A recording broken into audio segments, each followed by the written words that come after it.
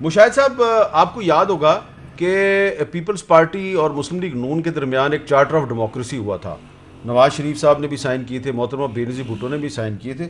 وہ جو charter of democracy ہے یہ میرے سامنے پڑا ہوا ہے پورے کا پورا چارٹر آف ڈیموکریسی جو ہے. تو اس کی ٹوٹل جو تھیں 36 اس کی دفعات تھیں. اس میں سے جو اس کی 23ویں دفعہ تھی وہ یہ تھی to prevent corruption and floor crossing, all votes for the Senate and indirect seats will be by open identifiable ballot. تو چارٹر آف ڈیموکریسی کے تحت تو یہ جو ہے نا سیکرٹ بیلٹ ختم ہونا چاہیے. اب پیپلز پارٹی اور مسلم لیگ نون دونوں اس کی مخالفت کر رہی ہیں. کیا ایسے حالات پیدا ہو گئے ہیں کہ اب چارٹر آف ڈیموکریسی بھی جو ہے وہ ہم نے فراموش کر دیا؟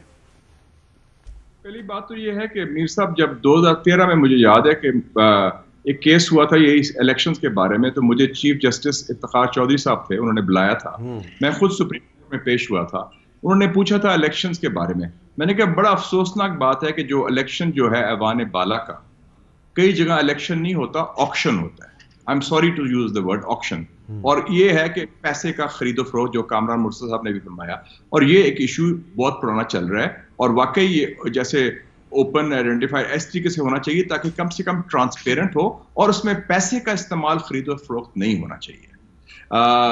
اس وقت میرے خیال میں جو سچویشن ہے کہ ٹائم از ٹو شارٹ, کیونکہ کانسٹیٹیوشنل امینڈمنٹ سے ہو سکتا ہے, لیکن اصولی طور پہ میرے خیال میں یہ بات صحیح ہے کہ کوئی ایسا طریقہ ہونا چاہیے اوپن اور transparent through a constitutional amendment, قانون کے مطابق, جو اس وقت اس الیکشن کے لیے ممکن نہیں, جس سے الیکشن جو ہے سینٹ کے وہ واقعی ٹرانسپیرنٹ بھی ہوں, اوپن بھی ہوں, اور اس میں یہ نہ شو ہو کہ پاکستان میں اس قسم کی ہارس ٹریڈنگ یا یہ پیسے کے خرید و فروخت ہو سکتا ہے. تو ابھی تو خیر کیونکہ ابھی پولرائزیشن بہت زیادہ ہے, کانفرنٹیشن کی سچویشن ہے, لیکن اس پر میرے خیال میں ایونچولی کنسنسس ہو جائے گا, اور ہونا چاہیے بھی, کیونکہ پاکستان میں اگر جمہوریت نے آگے بڑھنا ہے تو ایٹ لیسٹ صاف ستھری اور ایک ٹرانسپیرنٹ پروسیس ہونا چاہیے.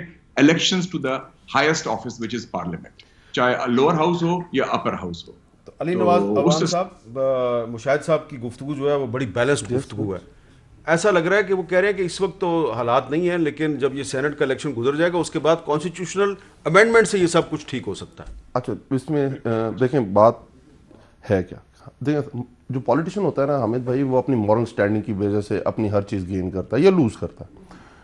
خان صاحب کا جب اپوزیشن میں بھی تھے تو یہی کہتے تھے کہ اس طرح کا طریقہ کار ہونا چاہیے کہ جو خرید و فروخت ہوتی ہے اور جس کی وجہ سے سیاستدان بدنام ہوتا ہے, یہ نہیں ہونا چاہیے.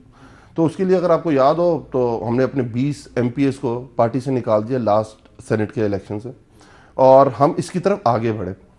اب ہو کیا سکتا ہے, اگر آپ سمجھتے ہیں اس وقت واقعی بہت زیادہ مسائل ہیں اپوزیشن اور گورنمنٹ کے اندر, تو ایک تجویز ہے. دیکھیں لوگوں کا اعتماد پولیٹیشینز پہ بحال ہونا چاہیے حامد بھائی, سب سے بڑی یہ بات ہے. اوکے فائن, گورنمنٹ کو تو ہمیشہ سٹنگ گورنمنٹ کو فائدہ ہوتا ہے, شو آف ہینڈز نہ ہو تو گورنمنٹ کو تو فائدہ ہے, جو بھی پاور اس کو پاور ہوتی ہے, اس کے بعد وسائل ہوتے ہیں, منورنگ کر سکتی ہے, اس کے پاس بہت کچھ ہوتا ہے دینے کو.